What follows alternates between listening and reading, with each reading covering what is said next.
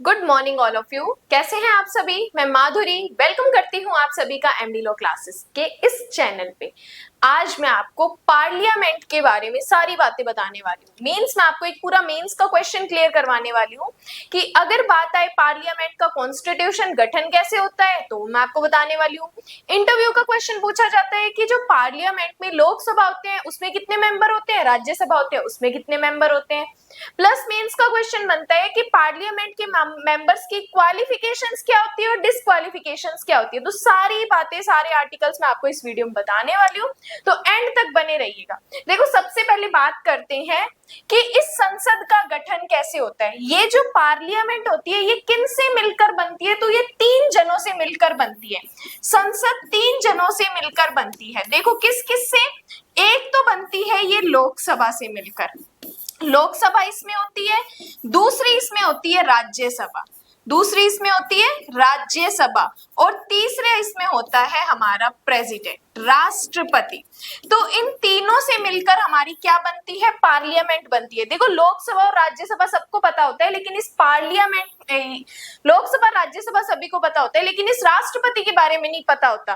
तो संसद लोकसभा, राज्यसभा और राष्ट्रपति से मिलकर बनती है। ये बात हमें कहां से पता चलती है? ये पता चलती है हमें आर्टिकल नंबर 79 से, आर्टिकल नंबर 79 से। अब देखो, इसके बाद बात आती है कि ये जो लोकसभा है और जो राज्यसभा है ये इसमें कितने मेंबर्स होते हैं, कितने सदस्यों से मिलकर बनती है।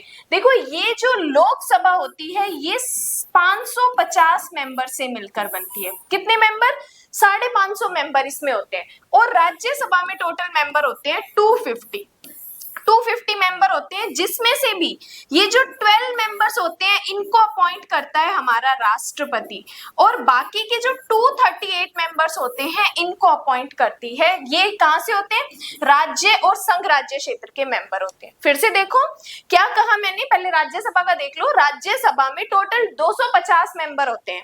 इन 250 मेंबर में जो 12 मेंबर होते हैं इनको प्रेसिडेंट अपॉइंट करते हैं, और ये 238 जो मेंबर होते हैं इन ये कहाँ के होते हैं? ये राज्य और संघ राज्य क्षेत्र के मेंबर होते हैं। फिर बात करते हैं ये लोकसभा। लोकसभा में टोटल 550 मेंबर होते हैं, जिसमें से 20 मेंबर्स और 230 मेंबर्स में डिवाइडेशन होता है। 230 मेंबर्स, ये 230 मेंबर्स जो होते हैं संघ राज्य और संघ राज्य क्षेत्र के मेंबर होते हैं, और बाकी ये 20 मेंबर होते हैं ये निर्वाचन आयोग, निर्वाचन से होते हैं, निर्वाचन करके इनको अपॉइंट किया जाता है।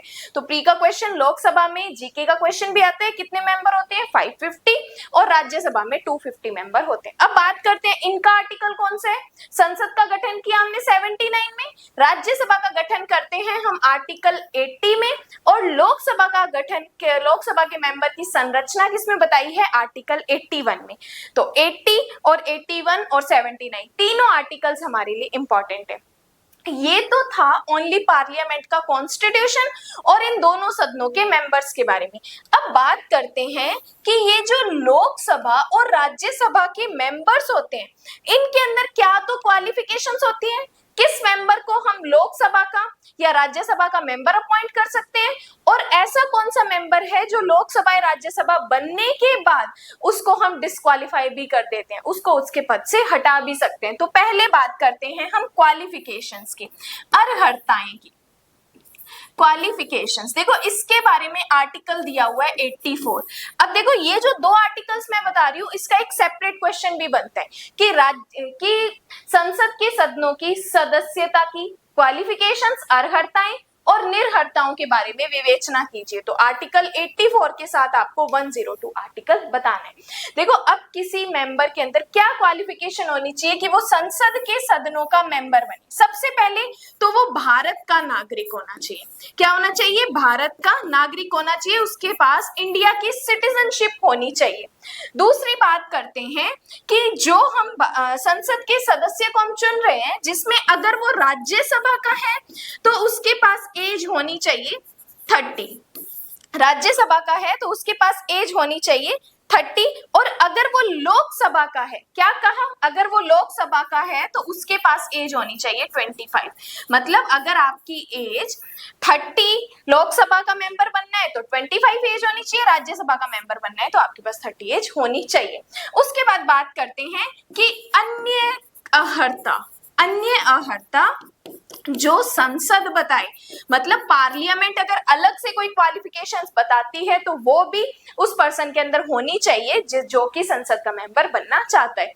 तो संसद के सदस्य के अंदर क्या अर्हताएं, क्वालिफिकेशंस होनी चाहिए, वो भारत का नागरिक होना चाहिए।